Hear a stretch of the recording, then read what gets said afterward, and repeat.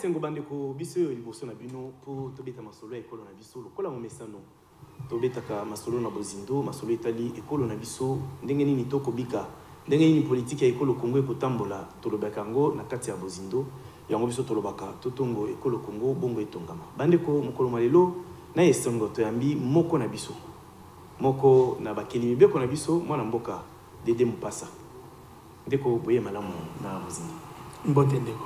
Dede Mupasa azali mokeli mibeko na lopoto babengi député national azali président intérimaire to ad intérim il y a Front des indépendants pour la démocratie to bengi bongo FIDEC ezali ko bongo na kati ya regroupement ADRP et kambama bongo donc FIDEC et kambama bongo na mwana mboka Fifi Masuka ou azali vice gouverneur ya là-bas lokola mobeko ekolo Congo ekoseko permettre to ekotikeli nzela te à kambana parti politique à ça la paix misala ni l'État yango mwana mboka Dede Mupasa akokambela parti politique ekolo boyetene Ezabongo élu ya circonscription et Idiofa na Kwilu Idiofa territoire eza circonscription monene la base deuxième la République démocratique du Congo en termes de superficie et premier peut-être en termes de population par rapport à territoire monsieur na ba Fasenda je pense. L'Assemblée nationale vous allez mokeli beko pamba to vous allez pe na ba responsabilité na moko ya ba commission les allez commission il y a environnement vous allez rapporteur vous allez oui environnement et ressources naturelles nous allez rapporteur il y a commission il y a environnement bon toza banda tobeta masolomo ebe o etali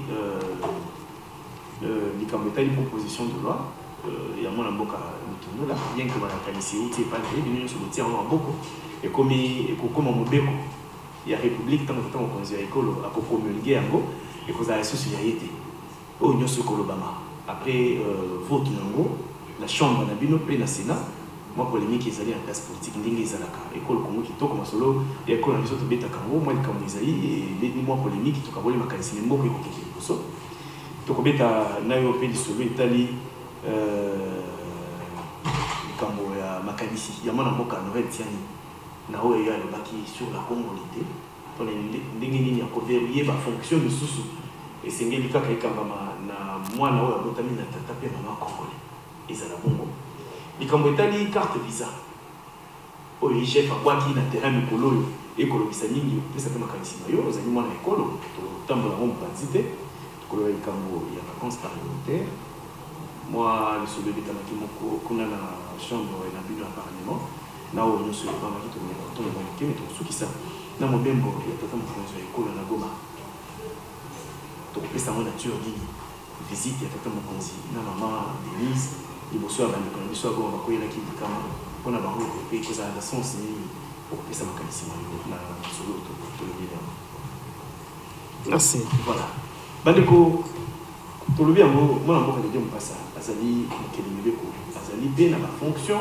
to ba responsabilité na kati ya commission environnement et ressources naturelles et azali rapporteur mais mokolo malelo déjà bazalaki na terrain na cadre ya mosala na bango mwana mboka bokei kolona banzete oui ezali koloni banzete ezali na cadre nini signification nini tokopesa na activité ya biloko non napesi merci na mama ministre Yambo vice-premier ministre maman F Bazaiba oyo na planning ya musala na ye associé biso ba député pour na kopesa efficacité kopesa makasi na action za komene oyo za kokota na politique ya chef de l'État il a planté plus ou moins 1 milliard d'arbres oyo to bandi objectif 2023 il faut to kokisa 1 milliard d'arbres mais oza kokende 10 ans jusque 2031 1 milliard dans 10 ans d'ici 2021 23 pardon il faut to kokisa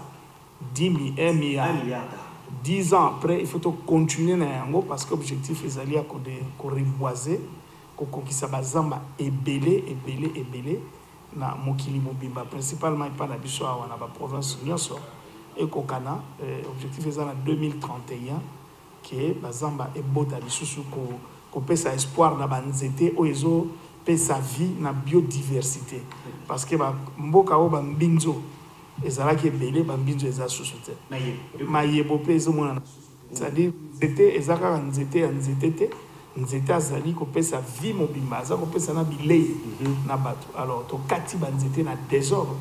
Maintenant chef de l'État a lancé politique oyo maman Eva tchela maboko na ye na appui ya ba partenaire ebele baza koya eye maele na ye tchela ba député oyebi kaza moko ya ba député ayebi valeur ya ba député ayebi portée ya eloko soki ba député basi na maboko. Voilà, c'est dans ce sens là tokendeki na ntsele lelo kosunga ye kolona banzete mpona kopesa espoir d'abord na parti ya ntsele wana parce que kolona na ntsele ezali kolona mpona biso moko siège ya institution eza na Kinshasa soki bacalamité due na coupe ya babois ezali désertification ya Kinshasa seki biso moko mpe kozala na vie ya malamu te biso yebi ke nzete epesa biso oxygène oyo topemaka na yango epuis todegageaka oyo nzete aza kozwa bacarbone donc opération wana efe esalema na kimia mpona koevite condition ya misala toza nango na Kinshasa yango tokende kosunga ye na nzele mais ezocontinue parce que après wana na banzi tokodresse rapport moko ya malamu na komba président na ngai Mbengele ke azali président ya commission na vice président na ye Nzekoué na tout le reste de l'équipe tokosala rapport soki bandeko bandimi rapport wana tokoproposé par président cérémonie ya monene esalema ya remise ya responsabilité na chaque député po azonga na message wana ya maman Eve message wana ya chef de l'État na chaque circonscription na ye congolais ayeba a développé ya kolona nzete ayeba ntina nini nzete komela ye na kati ya bomoi ye pe mpona bato nyonso ndeko totikali kaka na commission environnement toyebi ke na niveau assemblée nationale ezali na mise en place ya bacommission euti osalema mais bacommission yango mpe ezwi baanimateur ya sika tolobela kaka commission na bino oyebisa biso structuration ya commission na bino nani azali président ti na moto asuka en termes de responsabilité pour la commission to ceux qui ont côté na chapitre oui nous avons président Mbengele remplacé Constantin Mbengele a remplacé président Yakala il y a comme vice président P Yakala zaki ndeko François Zekouy non ezalaki Mutiri Kulutu Mutiri voilà PC na mbote ancien ministre ya tourisme aza moko ya ba oyo initiateur ya loi sur l'agriculture a messé na makambo mingi ayebi mo ebele Nzekoué n'en parlons même pas c'est un pratiquant de vice-président Azapé pratiquant ya makambo environnement depuis de longue date il a participé dans beaucoup de forums et dans beaucoup d'initiatives parlementaires oyo zo sai manamboka na biso et puis ngai rapporteur et puis adjoint ngai Ndeko Philippe, je pense, Raphaël, composé équipe Namouké, des adjoints, 5 personnes, commission environnement et ressources. 60 personnes, il y a une sous-commission pour avancer là. Commission, il y a qu'on négligé, parce que l'environnement, ils allaient, bon, il y a des choses qu'on y prend l'environnement mini. Il y a bon, et puis économie, économie en Boka, ils ont basé sur l'environnement. Il faut plutôt veiller. L'exploitation à des ressources na biso to yebapé que si tu veux exploiter l'élo to l'élo ndenge nini toko bomba mokili pona bana oyo bazoya na sima bambula na bambula vivre parce que sur tali situation ya mabele ba scientifique baza koloba mingi sur l'existence ya mabele comme un corps sur mabele ekufi mokolo moko par négligence na biso po yebi ke ba place sur désert ezali manque ya vie il faut vie zo coûter trop cher parce que il faut qu'on crée des éléments où une nature est pesée pour nous payer sa vie. Voilà. Donc il faut te veiller na yango. Merci. Na iba veiller kamingi na mibeko et mibeko utakana parlement na et ça les maka pardon na parlement parce que ko utape na gouvernement. Ndeko dede mpasa ozali mokeli mibeko bandeko to yali mokeli mibeko to bandi solo alelo tozali kaka kuna ngamo ya assemblée nationale.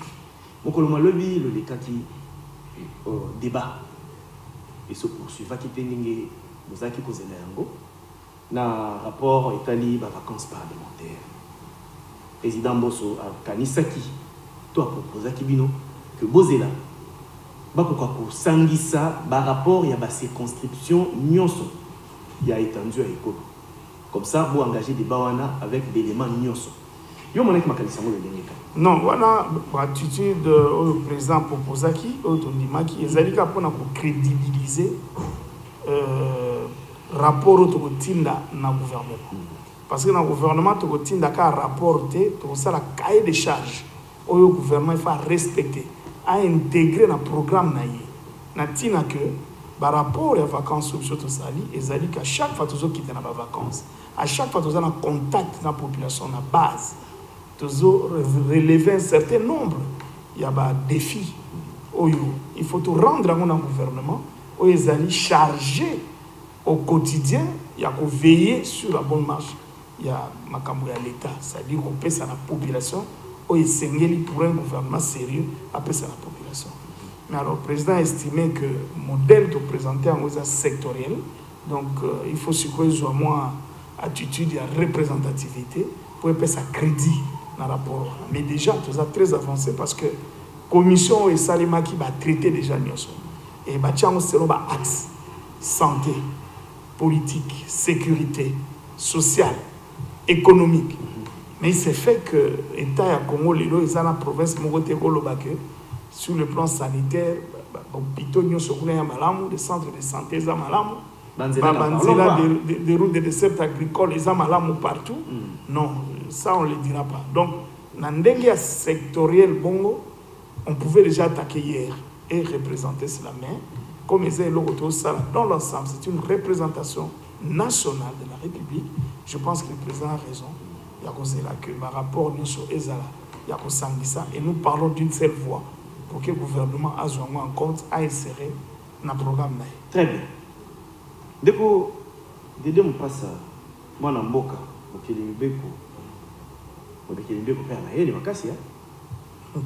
tout le monde a participation à l'action parlementaire et ça lié à négliger. Merci. Donc tu as maillé les sites Zali na maillé ko sala et mon na pays banaka. Deko polémique. Vous allez mokelibeko mais vous allez payer moyen politique. Bino en tant que bakelibeko vous votez ou ils allaient qui proposition pour écouter la loi sur le tata mon conseil école à promulguer. Et tali organisation peut fonctionner c'est de konangai batunyoso ba sepelité to le bité que ba misusu pe ba sepelité non les ana ba o ba sepeli les ape ba o ba sepelité na ba o ba sepelité ba lobi boy ba lobi ale yambo bino ba députés nationaux bo défigurer proposition en école tundula ndenge ya yelaki amemelaki yango ezali ndenge bino bosaleli yango te bopesi yango nature mosusu ba misusu balobi batiaki elikia mingi que cette fois-ci mobeko oyo et corrigir to et kokamba seleni et kobimisela biso mingi aspect il y a des politisations bino acteurs politiques beaucoup tia maboko mingi vous avez une influence makasi na seleni yango mingi mosali ko sale ba malamu. Mais église catholique na église protestante bango balobi ba formula qui ba amendement na bango na la muka yande ko Martin Fayulu ba amendement na bango wana bino bo intégrer yango te bozu yango pe en compte te ndeko zamba pesi biso bato yiba soko ki na école lito ya mwasi yoka pe na o ya mobali siko bino nde vous travailler na makambo bino nde vous voter mobeko yango réponse ni ko ça. Oui, nous avons porté en haut parce que nous avons formé corps aux alliés assemblée, dans le principe démocratique que à ta volonté individuelle et que l'équipe vote, que la majorité va voter et il faut s'incliner et que c'est opposable à nous tous. Que ça la politique, dans l'état de droit, dans la démocratie, il faut que ça un principe pour d'une manière permanente. Parce que ce que vous avez noté, on toujours à l'encontre de ce que la loi prévoit. Dans le cas de dépolitisation, les en français, au moins on dit dans mon propre salon, on a l'ingala, aux gens qui en français. Ma campagne de dépolitisation est la création de RDC. Ou bien en Afrique, dans le pays où ils ont un problème de tout ça. En principe, l'élection est ministère intérieur dans en principe. En principe. Mais manque la confiance de Bilo Baï. Alors voilà, la confiance est égalité. R2 1 plus 4 dans Sun City. batie manduki na se balobi yo okozwa su manduki te mambo ba coup d'état to ni susute alors le corps dozo kende boye moyen to pesa yo kende sa l'élection ezate to pesa moi pouvoir yo comme vice ya chargé à boye yo a chargé à boye na belligérance wana mutu moko ko organiser l'élection azalate to pesa arbitrage donc c'est ni nanani na société civile. Mais la société civile n'est qu'un arbitre de politique. Arbitre de politique. Ah, pour arbitrer la politique. C'est ça la réalité. Il y en a sifflé. Parce que la société civile, ils ont concourir, ils n'ont pas pouvoir. Dès que l'imisa, tous ceux qui sont malins, mais c'est que tout le monde est kamalam. Yo aux cas de figure, yo lobby, donc on a beau si, acteur politique, bazaki na boyo qualité. Bon lobby, confiance et ali entre binoté acteur politique et sengeli structure moko ezala la neutre. Et Kamba, c'est uni pour organiser ma colonie. Yango bolobi et kozala ekamba mabongo na président o ya kouta na société civile. Azali lokola arbitre, ako beta piololo, mais bato bako beta ndembo. Bako wela par exemple trophée, to coupe, ezali bino acteur politique. Exact. Mais o ya ko senga ba dépolitiser, c'est-à-dire acteur politique va se figurer na kati ya noyau dirigeant ya CNT. Est-ce que c'est possible? Bon, on a dépolitisation, si c'est là. Ça ne veut rien dire. Si c'est cela, dépolitisation, libre à eux, mais moi je ne vois pas les choses de cette façon. Parce que dépolitisation, ils allaient pas contrainte, na règlement, na éthique. Du coup, la dépolitisation, ils allaient. Parce que dites-moi, les membres de CENI, voter à la tête. Ils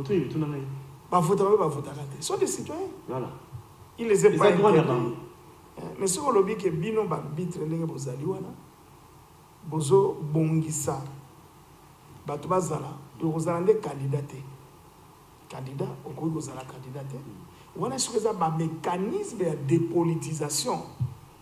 Comment contraindre le système pour payer sa crédit. On a un crédit par rapport à la dépolitisation. Parce que dépolitisation, il y a degré, comment je vais dire, dépolitisation, il y a degré, et degré à conscience. Degré à conscience. Par contre, les contraintes, il y a mibeko, des autres pesayo, contraintes de faire ou de ne pas faire. Voilà. Ce qui est au salité au carrément. Mais ce qui est au besoin, on va passer dans la société civile. Banda président ti na suka secrétaire voilà bango ba gérer bango kaka alors yo monate match a imana na Vita Club batu ba bimisi bitu bakuna ba beti na arbitre oh mais ce qu'arbitre beta la balle donc arbitre pe ba ko me mettre dans mouvement mais c'est ça qu'on a vécu ça c'est ce que nous fustigeons c'est pas l'individu d'où il vient mais l'individu qu'est-ce qu'il encadre quels sont les garde-fous qu'on a mis autour de lui pour protéger tous les camps possibles qui participent. Et ces gens-là sont des politiques. Donc, garde-fou, on a bien sûr que Boti Yango na Mobeko. Voilà, na Oyo Tchango. Pour tenir compte na Yango Penza, comment encadrer pour déviation ezalaté. En cas de déviation, comment va ça la Mbeko? Oyo ezalaki na mikololika qui ezalaki. Pour moi, vraiment, on a des crédits na libéré. Mais une chose reste vraie que nous avons une démocratie, c'est vrai, c'est la majorité qui gagne. Mais nous avons mis un esprit dans notre pays, il y a consensus. Mais consensus, ce n'est pas un principe parlementaire. C'est un principe extra-parlementaire. Le Parlement, c'est des actus de partout, c'est le vote. À table, ça, le consensus, il faut voter. Mais ce consensus se fait en dehors des us et coutumes parlementaires. Alors, ceux qui sont quittés, qui a des camps qui ont fait des propositions, ça ne pouvait passer que par le député. À ma connaissance, on a été député moko, à Tanguelo moko contraire à autre votaki. Quant à l'originalité de la loi, on a déposé qui en haut, j'ai la formule, mais c'est toujours comme ça. L'honorable Lutondu a d'abord loi il n'a porté que les modifications. Apporté modification, il y a quelques articles. Voilà. Il y a loi qui existe déjà, n'est-ce pas? Alors, mais ce n'est pas le dieu de la démocratie, Lutondu là. Non, je le salue d'abord l'honorable l'excellence VPM, avec toute son expérience parlementaire et du magistrat, parce que c'est un homme de droit, pratiquant et ainsi de suite. Il a pensé, il a eu des contacts avec le milieu politique, avec la société civile, pour rendre cette loi-là aujourd'hui que les politiques ont discuté. Après discussion des politiques, on est passé au vote. Aujourd'hui, je n'ai pas de commentaires à faire. Et d'ailleurs, je ne justifie même pas mon vote à moi. Très bien. Ici, je justifie le corps. Comment nous sommes arrivés là. Très bien. Mais nous devons tous parler le même langage. Très bien. Vous le langage moko, vous apportez et belé au ezalaki na mobeko au ezalaki simate au organisaki maponomi au bendeli biso mindondo et vous allez conscient, n'a convaincu que au msala musali est apporté en plus. Et c'est ngela qui mobeko ya boye poto ki ni maponomi malamu. Mais ndeko dede mpasa. Ba confession religieuse mi balé ba o ba se prononcer officiellement. Ils allaient ECC, Église du Christ au Congo. Na bande ko na biso a Senko, ba catholique, ba mumpe. Ba lobi boy. Bango ba kanisa ki. Ko lelo plénière est commis à 15 membres dans mobeko asika. 5 pour la société civile et c'est quand bazaki na misato na mobeko eleka, bo bakiseli bango mi balé presque la moitié. Les bilopé, bayi politique. Bo kamati 10 zone pour na bino moko. Ndeko na ngai bango bakanisa ki et c'est ngela ki mingi société civile nder kamata zone bazala 10 bino majorité bo kamata 5 comme ça boti que la paix opposition 4 ndengeza. Bino bo kamati 10 ndeko. Non na base ezali makanisi moko malamu o bazana ngo. Mais ba ba komela ki bino me bozu en bote bo intégrer en bote. L'air ba commis eza poto sala ni. Pour analyser. Ce qui est commis, c'est que tu as ici discussion parlementaire et puis tu as inséré où il y a une discussion parce qu'on a appelé tout le monde dans la commission. La commission a sali plus de 2 semaines. C'est ça que comment il y a il faut qu'il y ait noki parce que c'est ça aussi là. Donc, c'est ouvert, c'est là-bas qu'on devait faire des discussions. Discussion, il y a un apport extérieur sur la commission. Est-ce qu'il va y est-ce qu'il va discuter qu'est-ce qui s'est passé dans le rapport dans mon place m'a indiqué qu'il y a une proposition contraire et quitter la Kibango ou alors comme le président n'a pas transmis ça au niveau de la commission on a besoin d'informer donc mais en tant que politique reste vrai mais la démocratie c'est pas l'unanimité la démocratie, c'est une unanimité. Mais il faut qu'on veille à cela pour que le pire n'arrive pas. Parce qu'au moins, il faut qu'on avance jour pour jour dans l'amélioration. On ne peut pas avancer dans la médiocrité. Très bien. Voilà. C'est quoi, et si ils allaient déjà voter dans les 2 chambres de ce Parlement. Tant que c'est qu'il y a un cabinet à le pouvoir promulguer. Une fois ils allaient promulguer, na étape où tu commélis, est-ce qu'il y a lieu à rapporter ma modification de sous-sous? Donc, tu as peut-être un amendement où il n'y a pas regroupement il y a lieu à étape pour intégrer le garant à partir donc à partir à remarquer que bato balobi ezali penza na ntina makasi a sengi bino bozo yango pour intégrer ezali faisable très bien voilà bande ko bokolanda masolo ya ekolo na biso ndenge tobetaka yango na mitema nyonso polele ko ete bisika boko mituna ebele bozo biyano comme ça totia makanisi biso nyonso elongo totala ndenge kongo na biso ekotonga toyambi pona bino mwa mboka dede mpasa azali mokili mibeko na ye to kosolola masolo ya ekolo tozali na parlement ndeko na banzi pona parlement to soki si ya chapitre parlement to soki to kota na actualité siko d'accord voilà actualité ekolo na biso eza on lakisa que tata mokonzi ya ekolo mwana mboka Félix Antoine Tshisekedi Tshilombo ah to koloba tata mosoza na mpepo to asa komi na Goma Félix Tshisekedi akei ngana lingina no lokola kongomani yo oloba nanu pona yo soko zaki mwana Goma okweli likama ndenge kweli bandeko omona tata mokonzi ya ekolo aye epana yo totia visite ngo na cadre bon visite ya papa mokonzi ya mboka Congo mobimba bana tina na ye bana tina ba kuta na papa ba mona ye aya epa na bango pas parce que azali président et puis ba betele maboko parce que aya ayoka situation na biso po toza ya kolemba ba gouvernement na ye ba député oyo aza ko kamba na mboka tout ça tozomona makambo zo kende malembe soki ye moko akomi to yemba kala papa ye c'est-à-dire ça permet à ce que on pose des problèmes directement ou bien to zo biano na ba problème to za kango ka président lobina nute oli kamboboy to yeba soki koma ke pana ye ou bien à prévoir ka nini na likambo songolo mbakala. C'est comme ça que c'est important pour un chef de l'État il y a ça la kanini itinérance et puis par rapport au to zo ka mingi na ba bureau na biso des fois il y a des controverses. Voilà.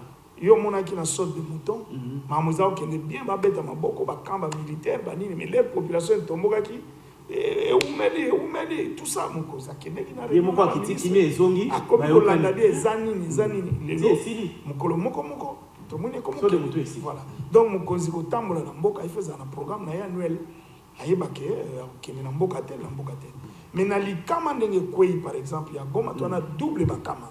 Parti on a baza menacé la guerre depuis toujours plus de 20 ans baninga bakola la balamukaka ba tuerie makambo belé et yemo comme konzi na campagne la kaki abina ko vendre bino pe na kosilisa bino bitumba donc objectif na isa ya kosilisa alors muto kosilisa bitumba azana ba stratégie na niveau ya président de la République azana de formation croisée horizontale verticale ou ezo sala que l'équipe na yesala na musala na moment venu yemo ka yebi ndenge nini okedango on ne partage pas les mêmes informations avec un chef de l'État. Non.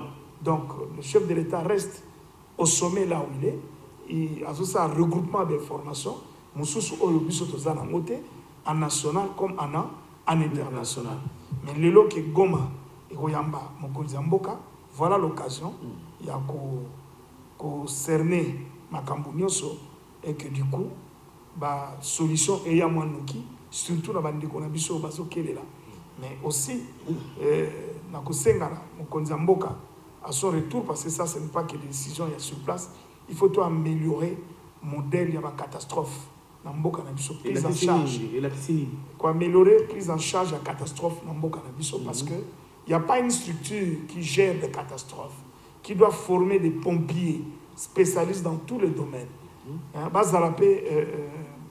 Brigade Mobimba, net armée. Brigade d'intervention. Tous en a fantassin. Voilà. On va comme dans le terrain quand on tous les années. Tous en a parachutiste. Baza parachutiste ba quoi ya coloniaux sauter pour bunda bitomba. So que c'est quoi ils solution pays mon. Alors pompier wana il faut bazalaka. Il faut bazala adapter na ba volcan. Bazala adapter na ba naufrage. Na ba mai. Bazala adapter na ba oeza kokwea ka izo buka ka ba galerie de terre ba galerie na exploitation artisanale voilà. Tout ça il faut ça na batu former na ba domaine nyonso wana et bazala na équipe cantonnée na ba place à risque aussitôt que boyebi que kuna ezalaka intervention volcanique à quelques mètres il y a un camp de pompiers qui vivent qui sont là-bas qui s'entraînent et qui sont très bien qui sont en alerte et qui préparent la population pour ce genre de calamité. Mais le niveau na bino bakeli beko beaucoup comme mali solo anati. Il y a création de brigade moko boye ezala to le brigade multisectorielle. Brigade intervention des catastrophes. Il y a catastrophe. Oh que na kati na yango ezana ba branche oyo spécialisé ningota. Non, c'est-à-dire que là il faut y baka ki tozala na ba règlement. Très bien. Na ba loi. Au quotidien ce sont les règlements. Le premier ministre peut prendre des décrets. Qui organise tout ça, toutes ces choses. Le chef de l'État peut organiser une agence. Hein? Comme aussi nous, on peut mettre en place une loi qui gère les catastrophes. Voilà. Okay. Donc, c'est dans ce sens-là. Donc, on a beaucoup de présence à toute visite à tout le monde. Na Goma, il y a deux volets. Pour la côté la bandeko, il y a Bitumba. Côté la bateau, bakoeli, likama, il y a volcan. Ils allaient nous visite à réconfort. Et côté la Goma, côté la bandeko sans toutes ces choses-là, voilà. Ils appellent voyage itinérance. Voilà. Quand on a beaucoup de campagne, on a zongi lisusu, na yeko na bino, on peut pas poser un vrai problème na tata mokambi ya école directement. Merci beaucoup Ndeko moi et on va s'adapter parce qu'ils ont reçu D'abord, délégation ministérielle, Premier ministre, et le président de la République. Donc, c'est très bien. Voilà. Si ça peut apporter un soulagement. Merci. De deux me passent. Donc, comme on a dit, sur le biseau, quand on a une actualité, on a vu les solos, IGF a boire qui est biseau dans le terrain. IGF a lobby, les alliés dans ma Congomani, les sous. Oh, ils ont la carte Visa. Oh, ils sont directement connectés à la trésor public, à la banque centrale. Bande Kowana, bisikanya soit kozala, na molongo mobimba, monde entier, à utiliser carte na ya kosa ya yango. Ils allaient approvisionner na hauteur il y a $50,000. Mendeko, je la lingette ya lobby, ils allaient na ba o bazaki ba ayant droit. C'est-à-dire ils allaient pratique oyo eyibani. Mais na kati na bango, ezali na ba oyo pe bazali na qualité à détenir carte wana te. Mais batisi li sous lobby, ezali na ba oyo bazali ki ba ayant droit, mais basi balonga ba fonction oyo esalaka que basalela ba carte wana. Ba continuer ko benda misolo ya biso yo nangai ba yi Congo. Ndeko nangai, ozali mokeli bebeko, ozali acteur politique. Oui, point de vue. Inspection de la finance, les alliés organes de contrôle. Il y a enquête. Bango pour nous contrôler, babandaka na enquête d'information, ba coupler l'information bazana yango, batali loi, ils ont fait sa bango capacité ni quelle est la zone il y a manœuvre na bango. Bako kende la place où ils ont bango au-delà de. Bako souka na parcelle na bango na bande na bango. Et le résultat na yango, il faut présenter au chef de l'État, qui est le patron numéro 1. Il y a IGF. Donc, dépendant ses alliés. Et Bazali peut être auxiliaire de la justice. Parce que mingi, tout le monde a IGF à Sali, pour éviter, mais tu ne es pas nani. Voilà. Mais tu ne pas chef de l'État. Ok. Mais tu ne es pas parquet. Sengi Bango bataille la situation telle parce que le parquet n'a pas à demain partout. Non, pas limité. Partout, mais par des auxiliaires aussi. Pas des auxiliaires, mais les branches du parquet dans des services spécialisés. Parce que domaine impôt, ils ont domaine batang il a en classe. Oui. Alors les inspecteurs sont formés dans le domaine impôt et dans impôt nyoso. Ceux qui montrent ça en particularité, il y a besoin d'un impôt domanial et administratif, n'est pas déjà. Ndé ma kolitata procédure ndé basala basali bas spécialité dans basali ba ope basala ka o ya douane impôt à l'entrée il y a entrée na sortie qui est dit na ba droit de consommation et tout ça basali ba na douane ba ope batali ko futela sur ba impôt ya bénéfice ba impôt homme sous ordinaire et tout ça ils ont la contribution de to benga kala na service impôt basali pe mais ce que IGF azana mi choisa Licolo ya bango nyoso wana nyoso ya ba contrôle supérieur. Très bien. O azana ngo na ça peut na ba limite na ye. Alors yeso azo sa enquête na ye, moi je vois pas en quoi to ko sela ngo commentaire. OK. To ko sela ngo commentaire na stade de mais critique na biso mingi o to ko sala ezali que contrairement na ba enquête ndenge ezalaka, mutu mutu ko porter responsabilité na ye ya ko meme loko na place publique. Voilà. Il faut au coca parce que si on a un processus il faut respecter le droit de l'accusé. Très bien. Accusé de ça a droit na on vilipender parce qu'on corrige les lotés. Parce que tu vas présumer jusque. Oui, on vilipender mututa ko loba que tel azam muibi na opinion. On lobi que tel azam muibi na opinion malgré regroupement avec les mots zanango parce que on a jugé.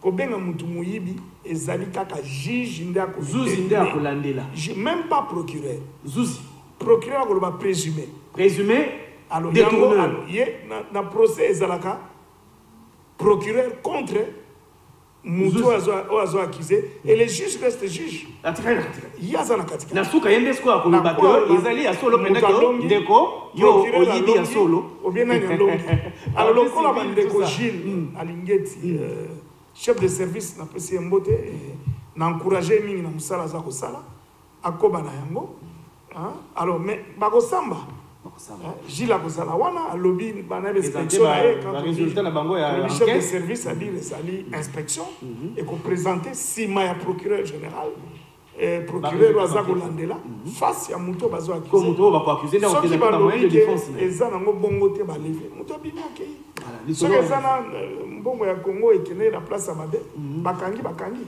dans le respect il y a enquête respect il y a ma victime, ils ont rappelé, ou bien accusé. Donc, on ne peut pas maintenant qualifier les gens quand on n'en a pas les titres. Très bien. Les titres, Namibeko et Mbokoyo, titre, ils n'allaient pas être jugés, nous t'a qualifié. C'est la loi. C'est la loi qui qualifie que quelqu'un est détourné ou pas dans un jugement tenu par un juge qui a qualité. Parce que le juge n'y a pas la qualité de l'instance. On passe à moi, vous allez me solo.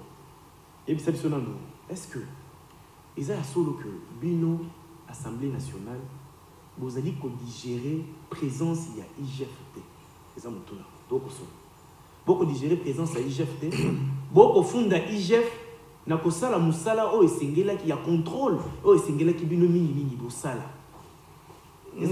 Non, musala na biso to wela ngona IGFT. IGF azana parcelle na bande na yaza musala. National sala musala na parlementaire, qu'est-ce que IGF a à voir? Peut-être au retour entre IGF et parlement, quel est le contrôle qui est supérieur? Justement dans sens où contrôle parlementaire na contrôle enquête au IGF a voilà. Non, il y a IGF ezali enquête de routine qui engage l'exécutif. Il y a bis autres qui l'enquête parlementaire. Tu as sanction mon côté. Il y a une sanction pour les amis dans la mesure du tu as sanction mon côté. Il y a bis enquête parlementaire et de Bouchaka. Il y a condamné 20 ans, 100 ans de prison. Tout indaka soit dans le parquet, soit au Longolio Moussala, soit. Vous voyez? Mais IGF, dans le lobby, il y a OPJ. Ok? En lieu et place, sous mandat, il y a procureur général pour la infraction. Alors, il y a Bango et Bouchaka, il y a une arrestation. Et de Bouchaka, il y a arraché le même objectif. Mais par contre, Moussala IGF a ça et ils ont poussé à un commissaire au compte. Le commissaire au compte, na cour où ils ont attaché na biso na parlement. Cour des comptes. Cour des comptes, pardon, je voulais dire. Na cour des comptes. À peu près, Moussala Moko. Au bazo sala. Parce que dans la cour des comptes, tout ça n'a pas parquet, tout ça n'a pas procureur dans la cour des comptes. Il faisait parqueter. Il faisait parqueter. C'est là où il y a un peu de problème. Quand cour des comptes, et au sala Moussala correctement, tu peux dissocier et vous avez dit que c'est bien. Et ça va problème de ça qui est dans la cour de cassation et cour suprême. Les gens qui ont la matière on passe à Ngonga et Poussani, mais aussi c'est le solo et le thé sans kobeta, le solo et le bisi batomingi. Réflexion, donc bien dans la loi Noël Sanité, Noël Zani, Azali député. Moi dans Mboka Vandi, on veut qu'on les conduise et qu'on reconnaisse que biso nyonso liberté paix à Kanisi. À Kanisi pour naïe que pour nous protéger et coloniser. Patrie naïe au Congo et c'est ngela qui ko verrouiller ba poste moroboy ndakisa. Président de la République, vous avez chef de corps, par exemple, président de l'Assemblée nationale, président il y a Sénat. Et c'est ngeli ozala au botama na tata et maman ba congolais. Ce que vous avez dit tata congolais, maman libanda et à Congo, ça là nous va fonctionner sous ni ba o que vous allez verrouiller vice versa. Donc il est mieux que vous allez payer moyen politique. Solo ngo bendi polémique mingi. Et c'est quoi le politique qui sont vacanisi qui mobile Congo et salimika pour na bango contre bango pour se représenter postuler la prochaine échéance électorale. Yo moni makanisi mo. Bon, Congolais nous sommes à droit qu'on peut ça makanisi na hein. Congolais nous sommes à makanisi na à qu'on peut ça. Mais comme on zok kotou na ngai, mais je pense aussi dans ma makanisi, il y a des pensées antiques, archaïques. Il y a des pensées modernes. Il y a des pensées, l'autre comme un téléphone Android. Il y a des pensées Android dans mon Lelo. Et puis chaque pensée a un objectif. Il y a ça le seul. Azana pensée, peut-être pour bien appliquer plan Marshall, Yachani, il faut être capable, cette loi-là qu'il propose. Peut-être, pour Nalanda et plusieurs fois, c'est vrai que même plan Marshall doit se soumettre à des critiques. Voilà. Hein, n'est-ce pas pour toi, comment l'adapter dans la réalité économique en Bokanabiso. Voilà.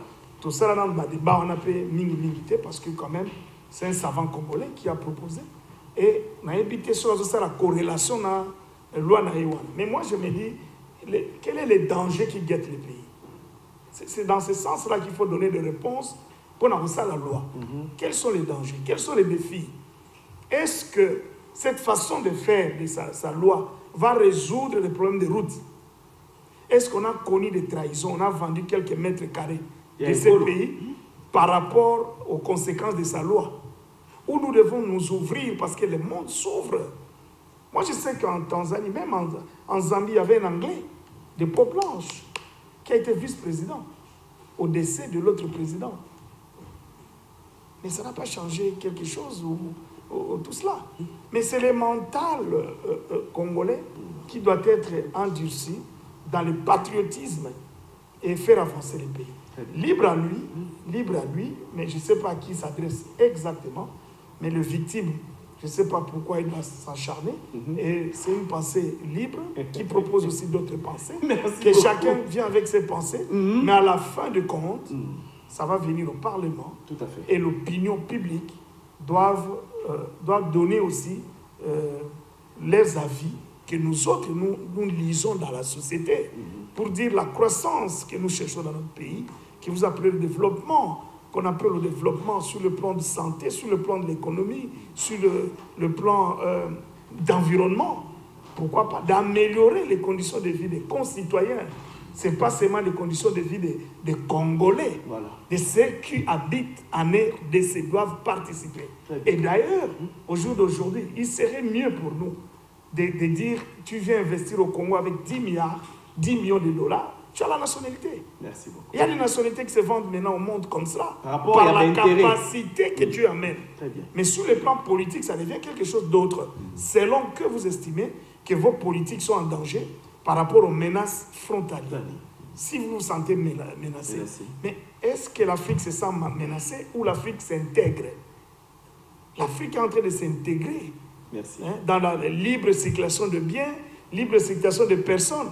Les industries qui vont s'installer au Rwanda aujourd'hui ou en Angola, des Congolais ont le droit d'aller travailler là-bas. Quel titre ils vont avoir là-bas? Mais quant à la gestion politique, il faut tirer seulement des conséquences. Est-ce qu'en politique, on a besoin d'une représentation, de confiance, ou on a besoin d'une expertise qui donne la faveur, qui donne, pardon, c'est donc la population attend. Donc voilà, donc dans toutes ces choses-là, je pense, on doit bien réfléchir et ramener les lois Android, c'est-à-dire les lois modernes, et non pas les lois archaïques.